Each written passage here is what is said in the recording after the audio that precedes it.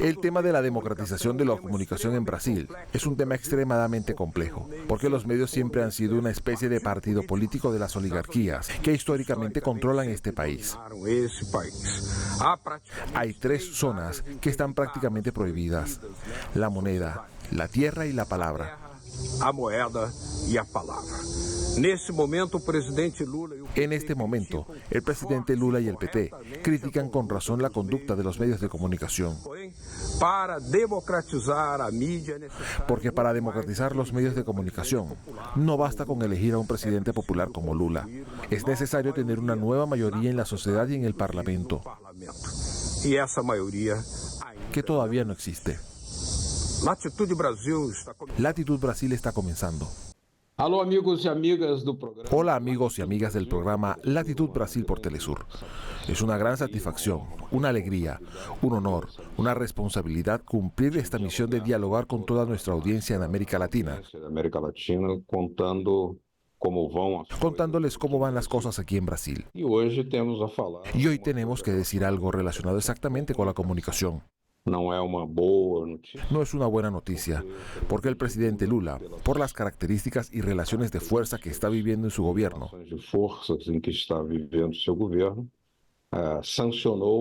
sancionó una ley, ratificó una ley y amplió enormemente la concentración de los medios de comunicación, ya sean radio o televisión. Uma lei que foi pressionada pela Ley que quedó presionada por la Asociación Brasileña de Empresas de Radio y Televisión Empresarial y también por el segmento evangélico, y que tiene un lugar muy especial porque el ministro de Comunicaciones, Juscelino de Oliveira, es integrante de ese cuerpo político conservador. Es el ministro del gobierno de Lula. Es una situación compleja, difícil. Hay denuncias importantísimas, como de Foro Nacional y democratización de la comunicación. Para explicarnos lo que está aconteciendo, tenemos a una especialista que tiene una larga trayectoria en esta área, la profesora doctora Irene Cristina, quien fue docente durante mucho tiempo en la Universidad Federal Fluminense, donde fue doctora en Cultura y Comunicación. Y también integra el Conselho. Y también es miembro del Consejo Deliberante de la Asociación Brasileña de Prensa. Su currículo es muy amplio, pero nos quedaremos aquí. Basta con comprender esta amplia experiencia y decir buenas noches y gracias por tu participación aquí con nosotros. Bienvenida a Latitud Brasil. Buenas noches, Beto. Has aumentado un poco, pero quería agradecerte la invitación y saludar a todos los espectadores de Telesur, a ti y a todos los que trabajan para hacer este programa maravilloso. Profesora, nosotros tenemos siempre una expectativa, dada la trayectoria de la lucha por la democratización de la comunicación en Brasil, de la que usted ha sido parte todo el tiempo, que ha sido y sigue siendo parte. Y sin embargo, nos sorprende la decisión del presidente Lula en una ley que ha sido sancionada y ratificada, que va en sentido contrario porque aumenta la posibilidad de concentración de la radiotelevisión en manos de los mismos grupos, independientemente de criterios límites. ¿Cómo puede ser explicado? ¿Cómo puede ser explicado? Beto, esa área de la comunicación siempre fue muy problemática, no solo en Brasil, sino en todo el mundo, ¿cierto? Hubo un tiempo en que solo 20 personas apenas eran los dueños de los medios de comunicación mundiales. Y no eran más aquellos periodistas que lanzaban los periódicos, televisión y las radios, lo que eran parte de la comunicación, mas eran fabricantes de neumáticos, eran empresarios de todos los rubros que solo obtenían ganancias, ¿no? Entonces, la comunicación y los medios empezaron a ser vistos como un mercado más, un producto más del mercado, ¿verdad? Y esa es toda la dificultad, ¿cierto? Me gustaría empezar citando a un periodista norteamericano, investigador y escritor. Él escribió El monopolio de los medios. Se trata de Ben Bagdikian, 1920-2016. Fue quien denunció aquellos Pentágono Papers en los periódicos del Washington Post. Él decía que ni César, ni Hitler, ni Franklin Roosevelt, ni ningún papa tenían tanta influencia sobre la gente para decidir por quién votar e incluso qué comer. Decidir en quién votar y hasta en quién comer. Entonces, los medios de comunicación influyen y tal que todos realmente quieren tener los medios de comunicación. ¿Y luego qué pasa? E aí o que acontece? Todos que eu digo são todos. Todos los que digo son todos los que se creen dueños de todo en el mundo, de todos los productos, de toda la gente y de la sociedad. E a sociedade fica à margem disso. Siempre fue así y siempre fue un juego político sobre la comunicación. Creo que incluso te mencioné en una conversación que estaba leyendo el libro de Augusto Ribeiro sobre la historia de Petrobras y él cuenta un episodio en el que fue un enviado de Getúlio a conversar con Assis Chateaubriand, pidiéndole que Carlos Lacerda parara de golpear tanto al gobierno en televisión. A TV Tupi, Aquella época, TV Tupi, la primera televisión brasileña, Carlos Lacerda, un político de oposición, y Getúlio, recibía pedradas día y noche. Assis Chateaubriand dijo, no hay problema alguno, yo puedo darle la televisión a Getúlio para que aparezca en ella y hable todo lo que él bien entienda, mas tiene que desistir de Petrobras. Él no iría a desistir, preferiría la muerte. Claro, pero usted ve la audacia de los dueños de la comunicación. Hablan lo que ellos quieren, ellos provocan el tiempo y aún amenazan. Provocan el tiempo todo y amenazan. Es una política de chantaje, solo que nosotros teníamos aquí desde la Constitución en el artículo 220. No seu artigo 220, lá uma expresa prohibición. Allí una expresa prohibición al monopolio y los oligopolios, pero nunca hubo una reglamentación de esos artículos de la Constitución. Obviamente porque el poder de los medios actúa como un partido político. Sin embargo, estamos ya en un quinto gobierno petista. E não houve ainda alterações. Y no hubo profundas en ese sector de medios. Setor de mídia. O que se pode esperar? ¿Qué podemos esperar? Porque sabemos que el presidente Lula no cambió sus convicciones. Él apenas está nadando en contra de unas corrientes muy superiores a sus fuerzas. Claro, hasta la semana pasada, antes de esta sesión, que solo fue divulgada ahora, se estaba discutiendo mucho si podía presionar para que el presidente no sancionase esa ley y ahora sancionada, yo ya me pregunto si ella es constitucional. Yo ya me pregunto si ella es constitucional.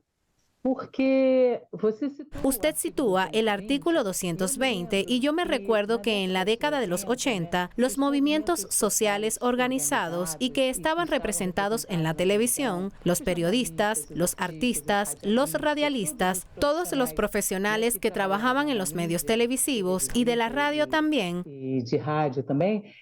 se reunieron para intentar a través de la Constitución para que no hubiera una Constitución tan contraria a los intereses del pueblo, de la sociedad, tão contrária aos interesses do povo, da sociedade, y que ela pudesse estar y que pudiera estar representada a través de los mecanismos de comunicación. Entonces, fue una manera de proteger esa sociedad que estaba volviendo a la democracia. Voltando a se externar, ¿entiende? Y no en tanto fue posible colocar el artículo 220, capítulo 5, por la comunicación social, el artículo 220, 221, 222, 224, 223 y 224, que habla exactamente eso. Primero, regionalización, posibilidades de expansión para todos los sectores.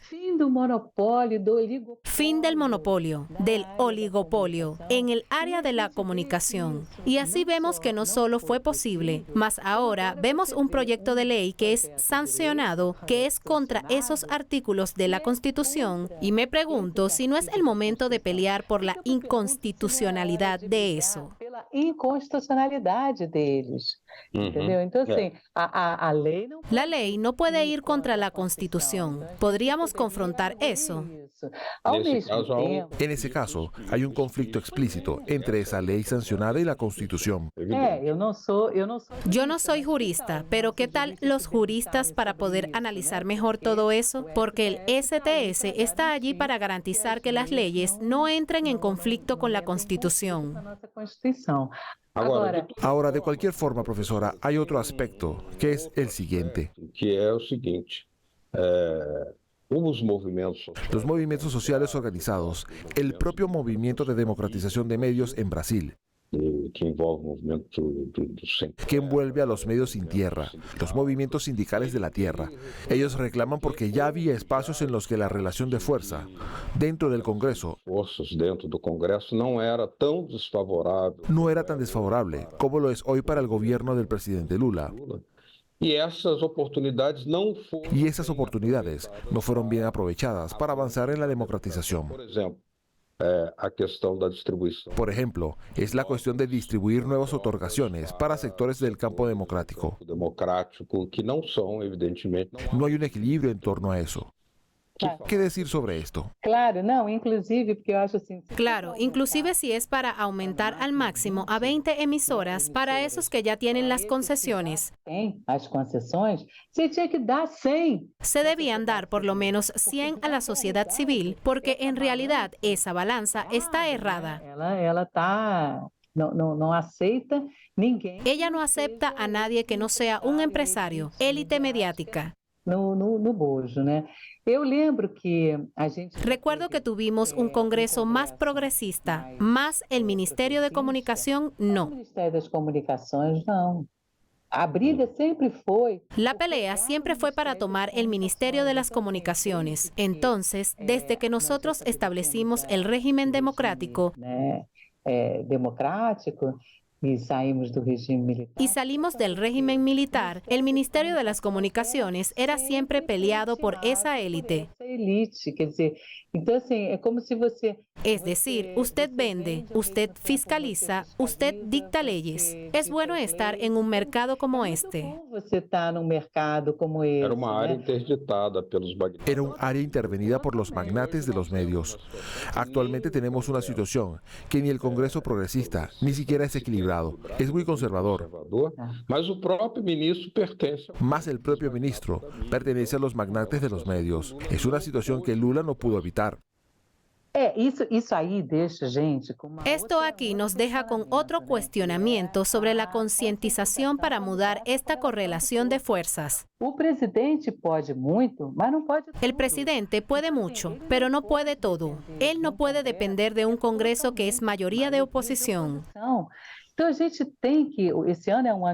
Este año es un año de elección en Brasil. Tenemos que concientizar a los electores que ellos tienen que votar en candidatos progresistas que tengan esas banderas que nos interesan. Que interesan a la clase trabajadora, que interesan a los pueblos y no solo a las élites. Me pone muy triste porque falta esa concientización. Usted escucha, voy a votar por Lula y los diputados senadores, allí tengo a mi amigo, el colega de la iglesia, entre otros. No es así. Debe pensar en propuestas. Si no tiene esa conciencia, la correlación de fuerzas no se logra mudar nada. Es importantísimo que se trabaje en eso. Usted puede llegar y decir ahora, Lula erró. Lula no tenía que sancionar esa ley, mas Lula está amarrado. No tiene correlación de fuerzas. Esa es la expresión exacta.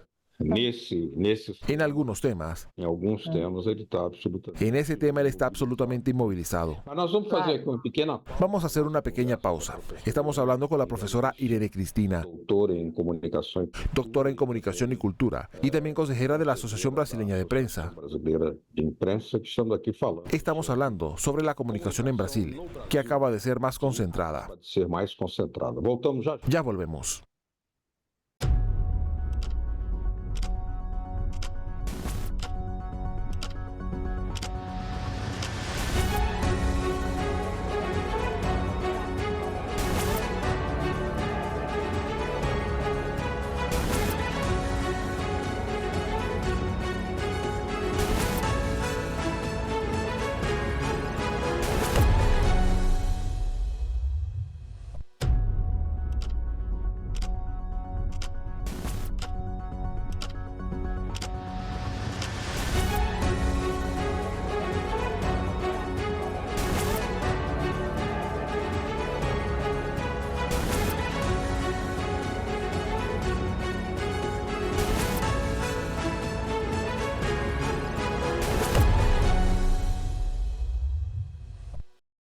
Latitude Brasil está de Latitud Brasil está de regreso, hoy dialogando con la profesora Irene Cristina, doctora en comunicación y cultura y consejera de la Asociación Brasileña de Prensa. tema democratização da comunicação. El tema es sobre la democratización de la comunicación, justo en este momento, en donde sufrimos los sectores democráticos de Brasil, un golpe muy grande, porque aumentó la concentración mediática en manos de los grupos empresariales. Esse é um ano de eleição Este es un año de elecciones, como usted señaló, profesora. e exatamente sobre isso Y exactamente sobre eso hay una ley que prevé la concesión de canales de la ciudadanía para cada una de las alcaldías. é um ano de eleições. Es un año de elecciones municipales. Podemos elegir a 5.500 y tantos alcaldes en Brasil. E já há uma lei aprovada Y ya hay una ley aprobada desde el año 2006 que podría instalar televisión de ciudadanía municipal de canal abierto, com permeabilidade e acesso. con permeabilidad y acceso para sectores sociales organizados. Essa lei nunca foi implementada. Sin embargo, esa ley nunca fue implementada. Ya está aprobadísima, reglamentada. Canales de la ciudadanía y no se implementan. Evidentemente, el actual ministro no tiene intención de esto. Que comentários fazer? ¿Qué comentario hacer? Pois é, na verdade até Algunos municipios consiguieron los canales digitales. Salvador ya tenía televisora pública. em Salvador, por exemplo, como já tinha uma televisão, né, pública, conseguiu. Consiguió, mas recuerdo que el gobierno pasado se sentó sobre todos esos pedidos que fueron hechos y respondió que primero iban a tratar la modificación de la ley de la radiodifusión en Brasil. Pero no aconteció ni una cosa ni la otra. Es muy importante que fue totalmente diferente cuando fueron lanzados esos canales cerrados. Cuando llegaron las televisiones adscritas por contratos de usuarios, las ciudades que tenían más de 200.000 habitantes que no podrían abrir canales públicos. Mas así son canales públicos. Usted, como consumidor, tienes que pagar la televisión por contrato. Cuando se digitalizó el sistema de comunicación, la cosa cambió. Se abrió canales digitales totalmente gratuito. Así, si usted hoy da entrada, si todas las alcaldías de Brasil dan entrada a un canal público, ese canal hoy, siendo digital, abre 4 ternas. La sociedad civil tendría derecho a una. Eso es muy importante porque no es así en la televisión por contrato. Sería abierta. Esto sería un avance público. Ese canal, siendo hoy digital, da un avance con relación al movimiento. Avanço, né, em relação ao movimento, porque se você notar, quando eu comecei a estudar. Cuando yo comencé a estudiar esa cuestión en la década de los 80, hice un levantamiento histórico de las televisiones alternativas comunitarias de Brasil. Alternativas comunitárias no Brasil. Então eu fiz esse histórico e encontrei coisas fantásticas. Y encontré cosas fantásticas, realmente maravillosas. Los indígenas ya tenían 2 televisoras, los cimarrones también. También, y eso no se formaba. Eso no formaba una red y no aparecía para el gran público. Esa debe ser la gran pelea. Las personas quieren mostrar su cultura, quieren divulgar sus hechos. Ellas tienen derecho a eso, porque no es posible que en un país tan desarrollado y que la democracia está cada vez más consolidada, nosotros continuemos. Algunas personas brillando y otras así como diciendo, nosotros no estamos muertos, estamos vivos. Agora, nós temos também o paradoxo. Tenemos la paradoja, profesora, que ni siquiera la TV pública, TV Brasil, tiene alcance ni capacidad nacional. Ela não tem Ella no tiene repetidoras en todos los estados, no alcanza todo el territorio, a no ser por TV por asignaturas, por assinatura, ou seja, para quem pagar. para quien pague, mas es una televisión pública, debería tener capacidad nacional. Então, isso demonstra Eso demuestra cuánto esa área está intervenida y prohibida por un poder muy fuerte, por poder muito forte, que é o poder dos magnatas. que es el poder de los magnates de la comunicación, lo cual amenaza a la democracia frecuentemente. Claro. Claro, es una cuestión interesante, porque la cuestión del lucro, quien está con la mano en el dinero, no quiere compartir absolutamente nada. Recuerdo cuando comenzaron los periódicos de barrios, y te vas a recordar de eso cuando en el inicio de la democracia había que organizar las asociaciones de moradores. Todos los barrios tenían su periódico del barrio. Ellos vivían como del comercio. Los pequeños comercios iban allá y hacían su propaganda. Los magnates de la comunicación acabaron con eso. Porque crearon dentro de los grandes periódicos los periódicos de barrios, y allí los pequeñitos ya no tenían más los anunciantes, porque el comercio quería anunciar en los periódicos grandes. Es decir, esas migajas que los pequeños periódicos conseguían hacían falta para los grandes medios. É verdade. Tal como la Radio Globo creó la Radio Favela en Río de Janeiro. Favela aqui no Rio de Janeiro, né? Exato. Que Não, e é uma agora distorção total. claro. Y ahora totalmente contra las medias. Ahora totalmente contra los medios alternativos que están allí. Ellos sufren para conseguir 1 millón y medio de espectadores y dicen allí que hay que reglamentar. Vamos reglamentar. Tenemos que mover eso. Pero espera, ahí esas televisoras no son reglamentadas. Esos medios, ellos están compitiendo con usted. ¿Es eso? Competindo com você, é isso? Ou seja, essa luta... O sea, esa lucha por la democratización aún es una agenda prioritaria, un tema en el que hemos notado algunos retrocesos. que temos notado são retrocessos, aí o movimento El movimiento progresista necesita unirse en torno a un proyecto ejecutable execuível de democratização y de democratización efectiva de los medios en el país, de la palabra, de la imagen, del sonido, de la cultura. Eso. Claro, de la sociedad en general. Todo el mundo tiene derecho a hablar. Professora, muito obrigado. Muchas gracias. Pela sua Lamentablemente nuestro tiempo es muy corto por aquí.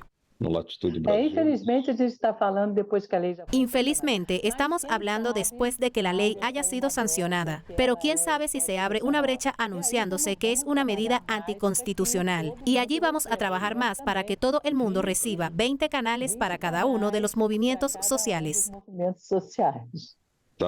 Exactamente. Por lo menos que existiese un mínimo de equilibrio y pluralidad y todos puedan hablar. Profesora Irene Cristina, muchas gracias por su presencia aquí en Latitud Brasil. Nuestras puertas siempre abiertas para usted. Muchas gracias. Obrigada a vocês e saúde aí para todos. Muchas gracias a ti. Salud para todos los integrantes. A vocês que nos acompanharam. A ustedes que nos acompañaron aquí en Latitud Brasil, gracias por la compañía. La semana que viene, nuevamente estaremos buscando otro tema para poder entender profundamente los avances y desafíos de este gigante del sur, llamado así por ustedes Brasil. Assim chamado por vocês mesmo, o Brasil. Aquele abraço. Un abrazo. Chao. Tchau.